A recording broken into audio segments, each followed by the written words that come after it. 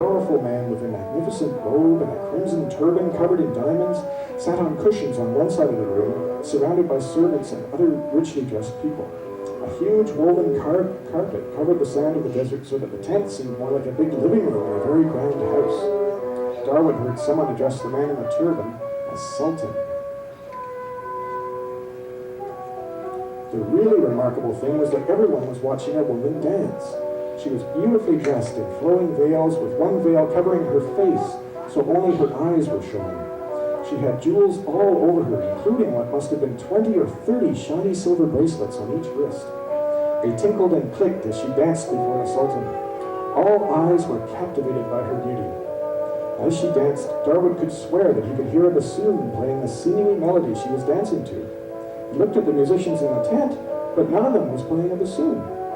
He looked behind him and over by the horses, but he couldn't see a bassoon anywhere.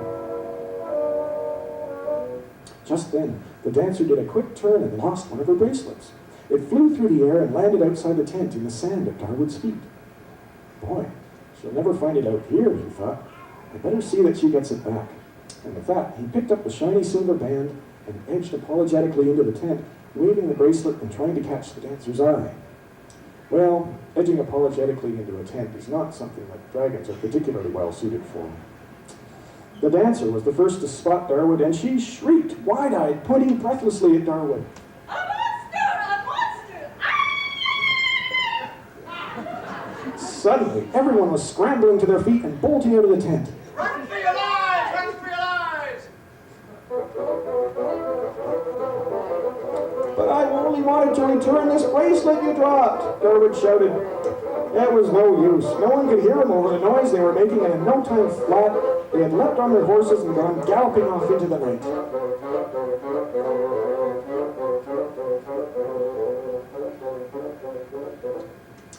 Darwood looked around the empty tent and sighed heavily. Oh, I hate scaring people. I was just trying to help. This is exactly why I want to play the bassoon and not just do what every other dragon does. Hey, the bassoon, he remembered. I wonder if it's here. He looked all over the tent, but could find no bassoon anywhere. Oh, cinder toads, he exclaimed. Still no bassoon to be found. All I've got now is this lucky stick and now this bracelet. I should give this back, but something tells me that dancer won't miss it, and I doubt she'll be back here in the near future. And it is awfully shiny. Dragons have a hard time resisting shiny things, and even Darwood was wrestling with this urge right now. I'll ask my heart, he thought. So he listened carefully to his insides.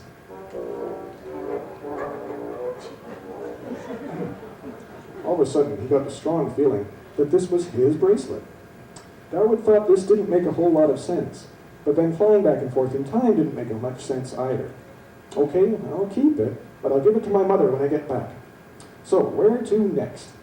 He was just about to ask his lucky stick to draw him another picture, when suddenly he felt hot. He felt so hot he could barely stand it. Now, normally dragons don't feel heat much. For them, boiling water is just right for a bath, and a dragon's sauna would be hot enough to melt steel. But Darwood was hot. He was sweating, he was so hot. Oh, that's odd, he thought. If it were hot enough for me to start sweating, this tent would have been burnt to a crisp by now. Maybe this is a sign. Well, whatever it means, I need to cool off, and soon. Darwood decided then there to head north. At least I'll cool off up there, and then maybe I'll get my stick to draw a picture in the snow and see where to go next.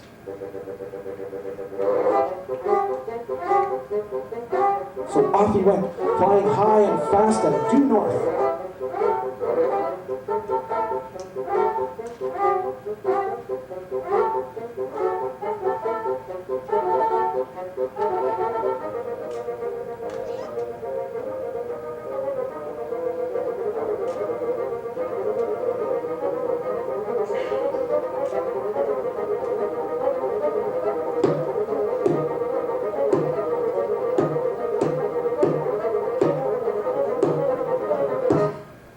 He felt the air getting cold and frosty, so he dived straight down and landed with a big thud in a big drift of snow. It steamed furiously as he sank into it. Oh. Darwood lay there enjoying the feel of the cool snow until slowly he became aware of music. Again, it sounded like a bassoon, but this time it was playing what Darwood thought must be the most unhappy music anyone had ever played.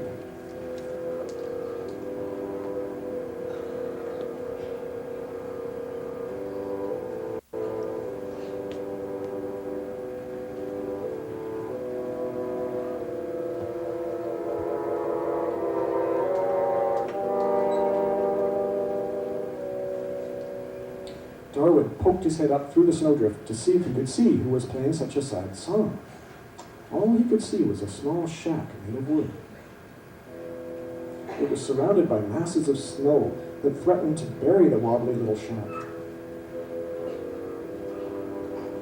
Darwood could swear he heard this bassoon song coming from the shack, so he walked over to it and peered carefully in the window. It was frosted over, so he blew a whiff of hot breath on it, just enough to melt the frost.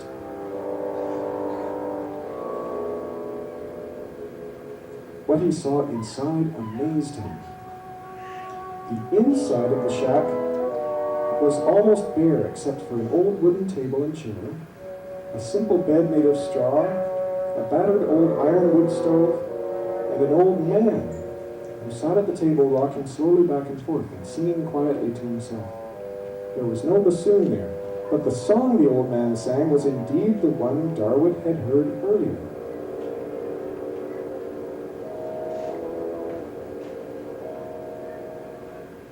Why is he so sad, wondered Darwood. I can't just go in and ask.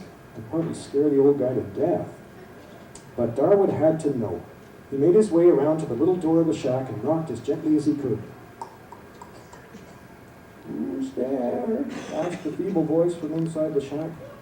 Darwood opted for the direct approach. It's Darwood the Dragon, sir. Can I come in?" Darwood waited and wondered if the old man was panicking inside.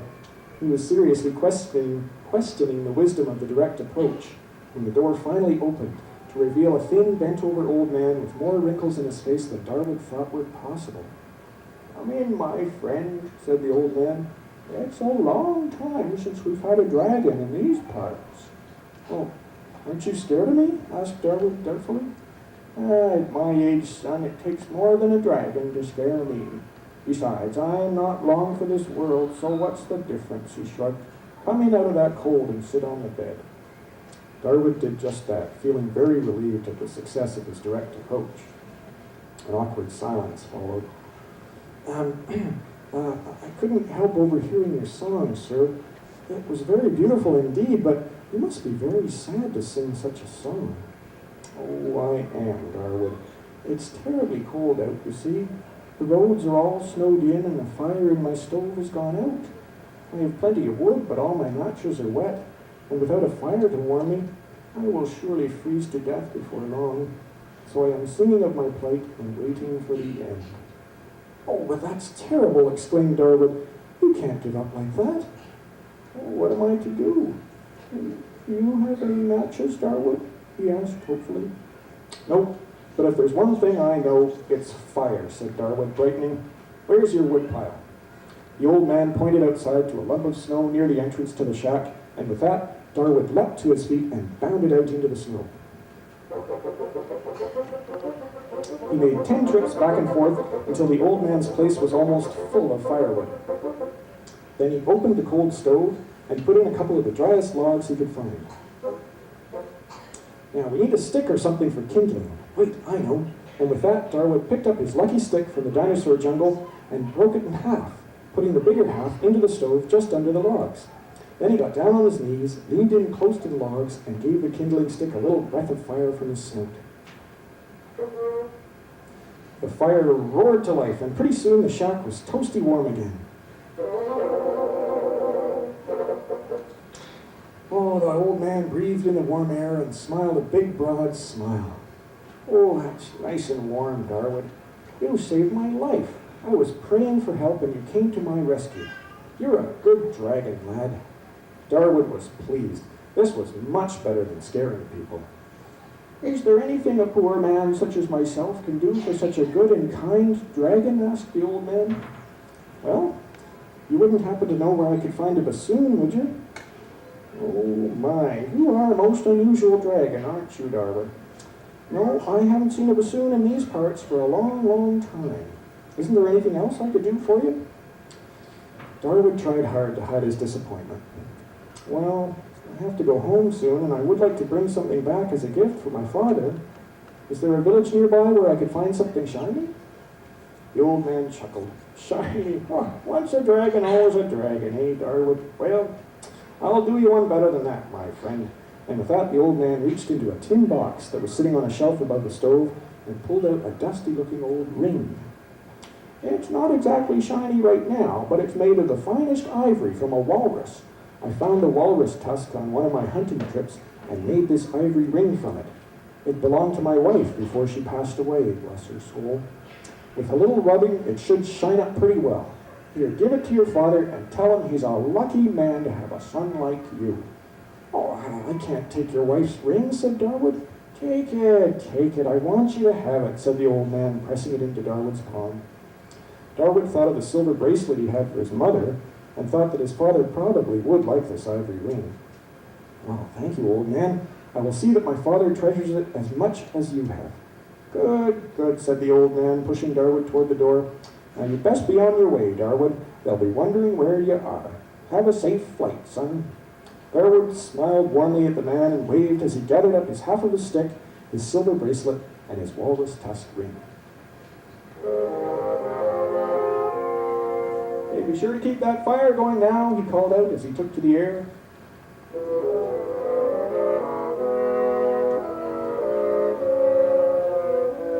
But once he was airborne again, Darwood was suddenly overcome with homesickness.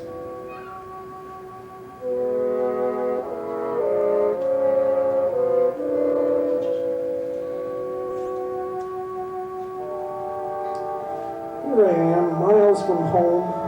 I completely failed to find a bassoon anywhere. I'll never be a bassoonist. It's hopeless. I'll just fly home right now and take that darn exam.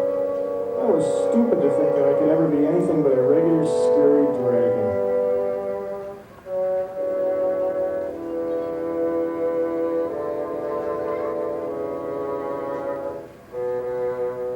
Darwood pointed his snout south and flew dejectedly toward home.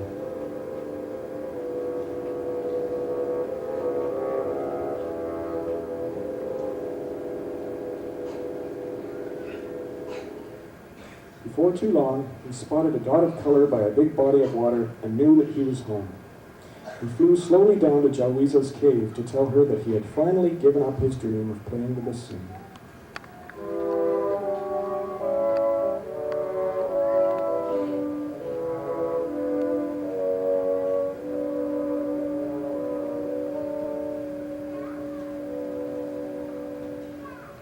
How was your bassoon hunt, Darwood?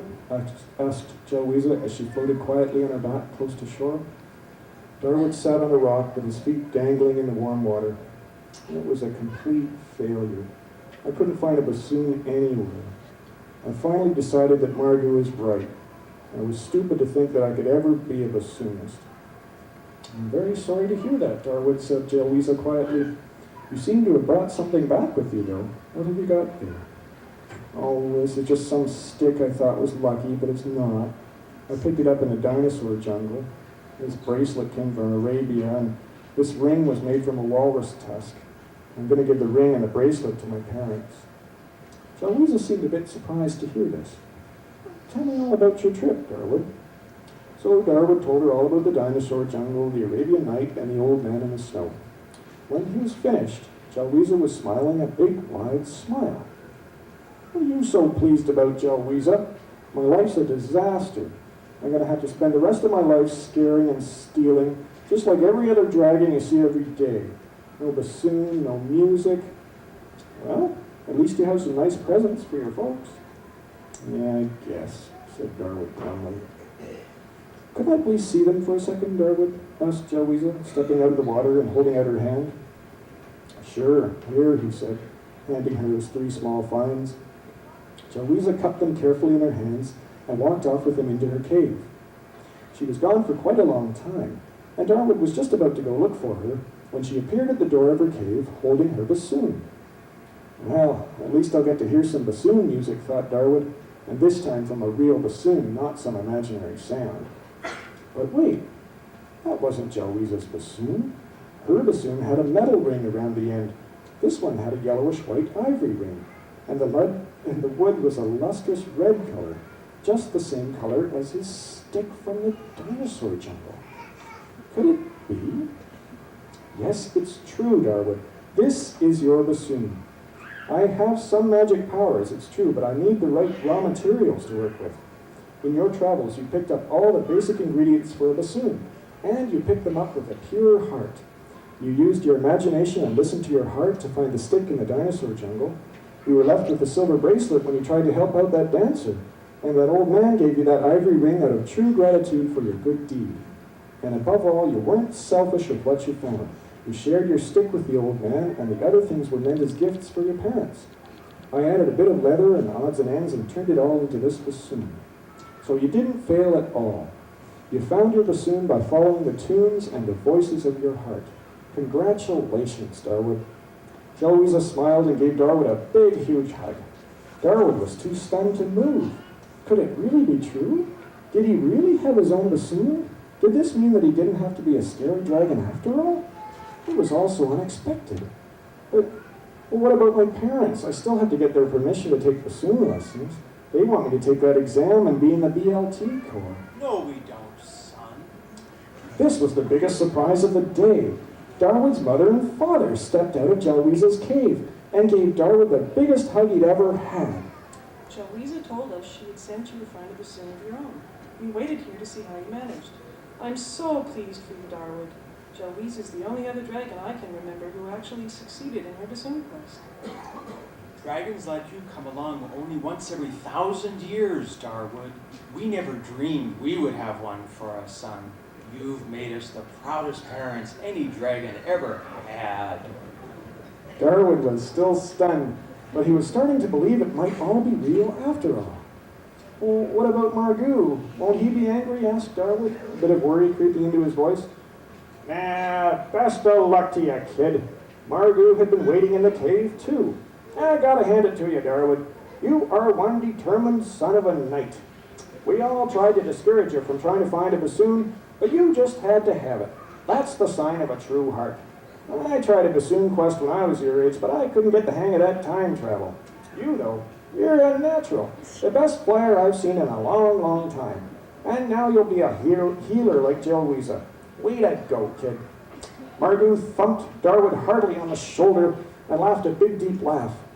Once he recovered his balance, Darwood stepped slowly over to Jaloeza and gingerly took his bassoon from her hand. When he felt that smooth wood and the cool silver keys, he knew he wasn't dreaming. He had found his wild bassoon, his very own.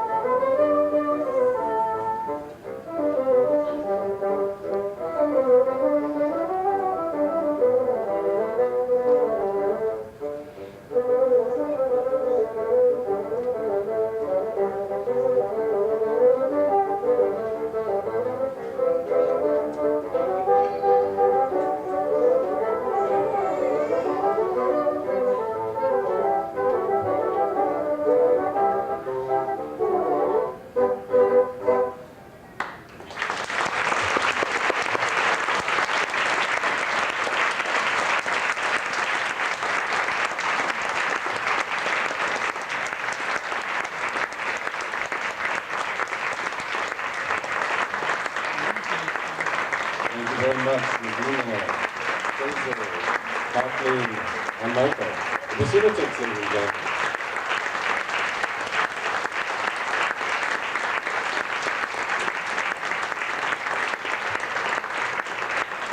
Thanks very much, everybody. You're the best audience we've ever done this show for. Now we have one last tune for you, just to send you home. And after the show's over, if you want to come up and have a little closer look at the bassoons, you're more than welcome. Thanks very much. I don't know.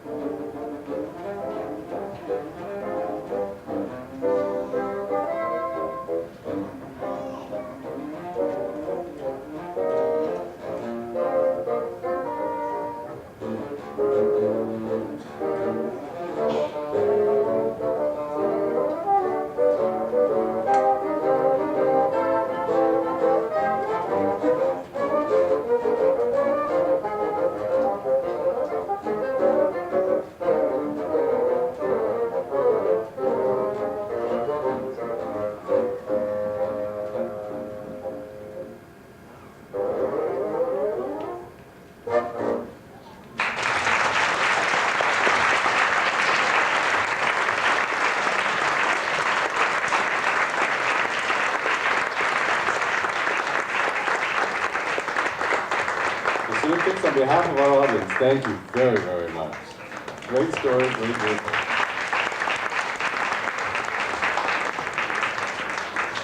And on top of that, great artwork too, eh? What do you think of those three main characters? Darwood, Mr. Margoo, and Joelisa. All painted by one of the members of the ensemble. As promised, we're going to have a draw. Remember, it's for the Zoom International Children's Festival, Film Festival. Does somebody have a ticket here? Do you all know where the numbers are on your ticket? It's on the bottom line of the ticket. Oh. Perhaps Fraser. Whoa. Perhaps not. I'll draw the ticket then. I was going to get one of the members of the ensemble to do it. They seem to be busy protecting their instruments. I'll mix them all up. What they did say. Come on. And the lucky number will be this one. Oh, let me read it right. Number 332.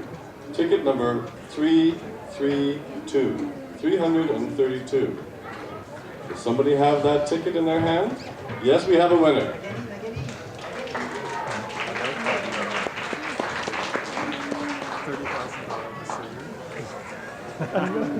Pick it right up. Yeah. Oh, your phone. Congratulations to Jimena. Our next concert is March 4. It'll be in the Brigantine Room. For those of you who are coming regularly, it's going to be in the other room, down at the other end of the center here, I guess. Featuring the Niagara Children's Chorus and a concert